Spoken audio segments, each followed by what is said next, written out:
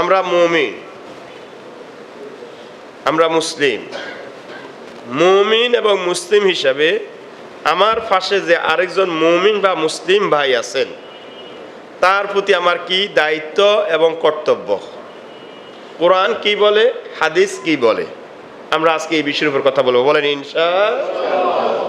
প্রথমে আমরা কোরআনের একখানা আয়াত আমরা শুনি এবং আয়াতের অর্থটা উপলব্ধি করার জন্য চেষ্টা করি। প্রিয় ভাইরা, আয়াত এবং আয়াতের অর্থ বলার আগে আপনাদেরকে বলে রাখি, আমাদের এই দুনিয়ার জীবন কারোই চিরস্থায়ী নয়। কেউ কি বলতে পারবো কারোর জন্য চিরস্থায়ী?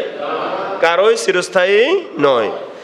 শুধু আমার জীবন নয়, আমার কোনো কিছুই স্থায়ী নয়। আমার কোনো কিছুই স্থায়ী নয়।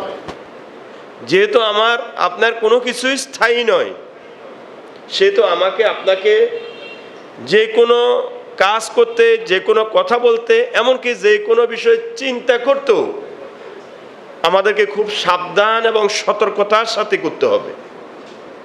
কোরআনুল কারীমের মধ্যে এসেছে যে আল্লাহ সুবহানাহু ওয়া তাআলা কাল ময়দানে হাশরে, কিয়ামতের ময়দানে মানুষকে তার দৃষ্টি এবং শ্রবণ শক্তি, এমনকি অন্তরে সে যা ভাবে, এই ভাবনার বিষয়েও আল্লাহ সুবহানাহু ওয়া তাআলা বান্দাকে জিজ্ঞাসা করবেন। তুমি কি দেখেছো, তুমি কি শুনেছো, তুমি কি ভেবেছো? কয়টা শব্দ বলছি আমি, বলো। এক নাম্বার, সবাই বলতে হবে। এক নাম্বার, তুমি কি, তুমি কি, তুমি কি। তিনটা প্রসঙ্গেই বান্দাকে জিজ্ঞাসা করা হবে। কথাটা কি সহজ মনে হচ্ছে আপনার কাছে? তুমি কি দেখছো, তুমি কি শুনছো, আর তুমি ভাবছো কি, তোমাকে এই বিষয়ে জিজ্ঞাসা করা হবে। এই কথাটা মাথায় রেখে আমরা সামনে কাজও করব এবং আজকের আলোচনাও শুনবো। আল্লাহ সুবহানাহু ওয়া তাআলা বলেন সূরা হুজুরাত, ইন্নামাল মুমিনুনা ইখওয়াতুন। এটা হচ্ছে একটা রুলস, সূত্র। ইন্নামাল মুমিনুনা ইখওয়াতুন, নিশ্চয় মুমিনরা পরস্পর ভাই। সুবহানাল্লাহ, আসতে হয়েছে। মুমিনরা পরস্পর, তাহলে আপনারা একজন আরেকজনের পাশে যারা আছেন তারা একজন আরেকজনের কি? কে বলছেন? আল্লাহ বলছেন। কে বলছেন? আল্লাহ বলছেন আপনার পাশে যিনি আছেন তিনি, আপনি যদি মুমিন হন, আপনার পাশে যিনি আছেন তিনি যদি মুমিন হন, তাহলে আপনারা দুইজন কি? আল্লাহর এই কথাকে পরিবর্তন করার মতো পৃথিবীতে আর কোনো শক্তি আছে? আল্লাহ বলে দিলেন আপনারা দুইজন ভাই। এখন আপনারা বলবেন কি? না, আপনারা চেঞ্জ করেন। আপনারা বলবেন না, উনি আমার ভাই, উনি আমার ভাই, উনি আমার ভাই, উনি আমার ভাই, উনি আমার ভাই নয়, উনি আমার ভাই। এমন করার কি কোনো সুযোগ আছে? আল্লাহ বলছে ইন্নামাল মুমিনুনা ইখওয়াতুন, তোমরা যারা মুমিন আছো তোমরা পরস্পর ভাই। বলেন, তোমরা পরস্পর কি? তোমরা পাশে যে যার পাশে আছো সে তার ভাই, আমি আপনাদের ভাই, আপনারা আমার ভাই। ফাসলিহু বাইনা আখওয়াইকুম।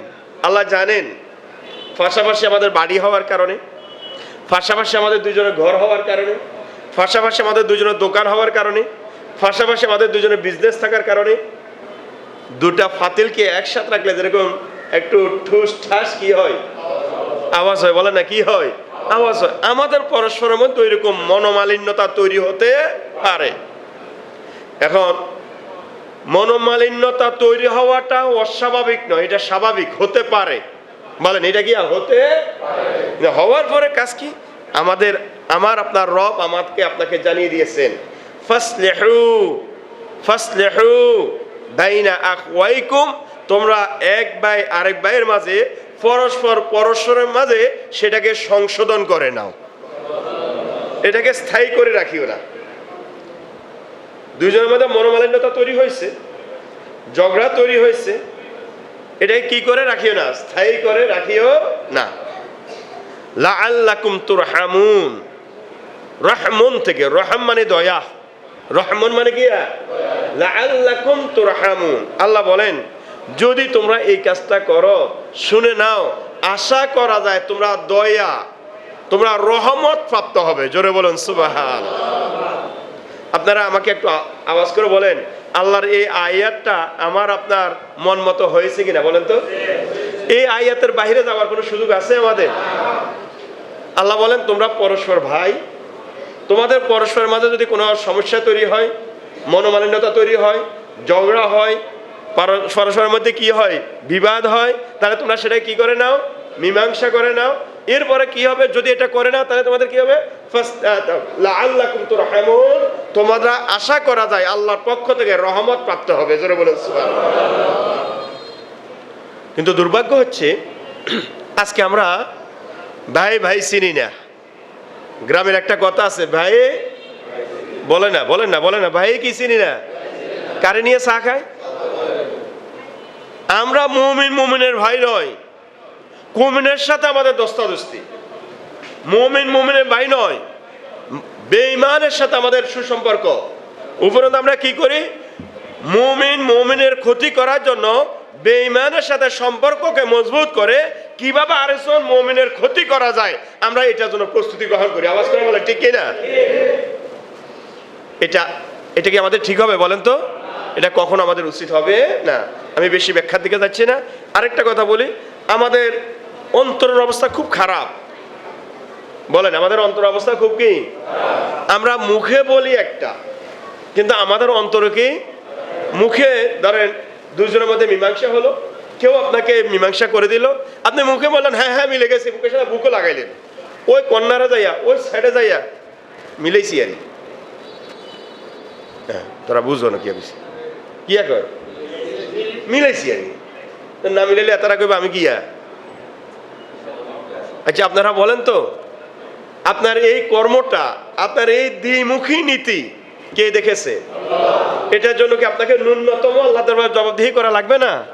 ন্যূনতম আপনাকে পুরোপুরি আপনাকে জবাবদিহি করতে হবে। আল্লাহ সুবহানাহু ওয়া তাআলা আমরা যারা আছি আমাদের পরস্পরকে মুমিন হিসাবে, ভাই হিসাবে একজন একজনের সাথে থাকার তাওফীক দান করুন, বলেন আমিন। সূরা হুজুরাত থেকে আরেকটা আয়াত বলি, ভাই ভাই হিসেবে থাকতে গিয়ে আমাদের কি হতে পারে? শয়তান আমাদের শত্রু নয়, আমাদের বাবা, নামটা বলেন আদম। আমাদের বাবার নাম কি বলেন তো? ভাই জোরে বলেন, আমাদের বাবার নাম কি? আমাদের বাবা আদমের শত্রু, আর আমাদেরও শত্রু। বাবার শত্রু ছেলের কি বন্ধু হবে বলেন তো? বাবার শত্রু ছেলের গিয়া শত্রু, বলেন বাবার শত্রু ছেলেরও গিয়া শত্রু। কেমন শত্রু? আল্লাহ বলে দিয়েছেন ইন্নাশ শাইতানা আদুউম মুবিন, শয়তান তোমাদের প্রকাশ্য শত্রু। শয়তান তোমাদের প্রকাশ্য শত্রু।